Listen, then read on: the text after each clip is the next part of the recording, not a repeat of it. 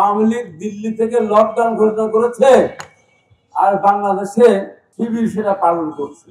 তখন বাংলাদেশের ফ্যাসিস্ট প্রধানমন্ত্রী পালিয়ে গিয়েছিল, উনি পদত্যাগ করেননি। জামাতের কয়েকজন মহিলা গিয়েছে বাড়ি বাড়ি ভোট চাইতে, ভোট চাওয়ার পাশাপাশি তারা সেখানে আইডি কার্ড নিয়ে আসতেছে মহিলাদের কাছ থেকে।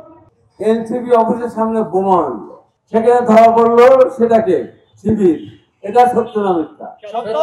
অনেক জায়গায় বাসে পেট্রোল বোমা মারতেছে, সেখানে ধরা পড়ছে যে সেখানেও কে শিবির।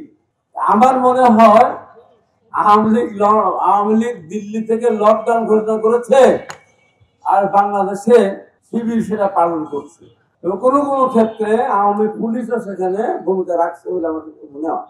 জামাতের কয়েকজন মহিলা গিয়েছে বাড়ি বাড়ি ভোট চাইতে, ভোট চাওয়ার পাশাপাশি তারা সেখানে আইডি কার্ড নিয়ে আসতেছে মহিলাদের কাছ থেকে। তো সেখানে আমাদের মারা গেছে ভাই গিয়েছে আব্দুল, যে আপনার ভোটার আইডি কার্ড নিচ্ছেন কেন, এইটা বলা অপরাধ।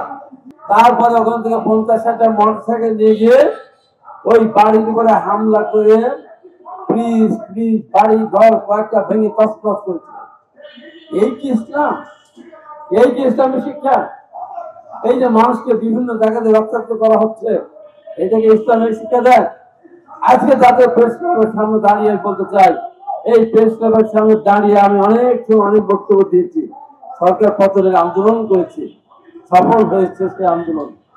আজকে বলতে চাই আপনার ইসলামিক দল বলেন, আপনার রাষ্ট্র ক্ষমতা গিয়ে কোন আইন আপনারা প্রচলন করবেন? আপনাকে ইসলামী আইন প্রচলন করবেন? আপনাকে শরিয়া আইন প্রচলন করবেন? আপনাকে মেয়েদেরকে জোর করে হিজাব পড়বেন, নাকি মেয়েরা যা ইচ্ছা তাই পড়বে? কোনটা বলেন তো? কোন আইন প্রতিষ্ঠা করতেছেন আপনারা?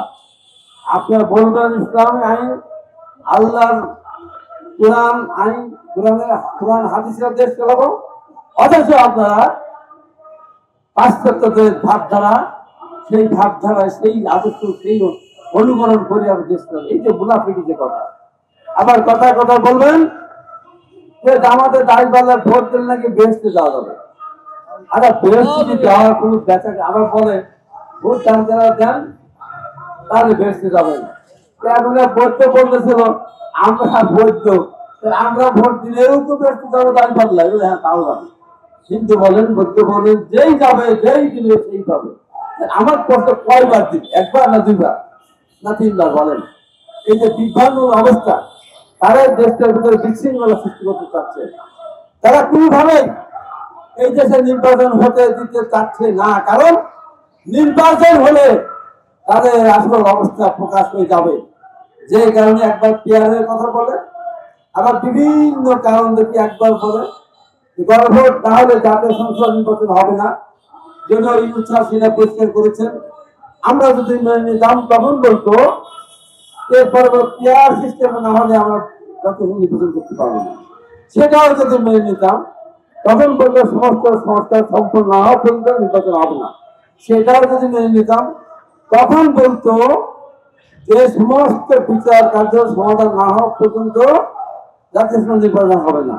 সেটিও যদি মেনে নিতাম তখন বলতো বিএনপি নির্বাচনে অংশগ্রহণ করতে পারবে।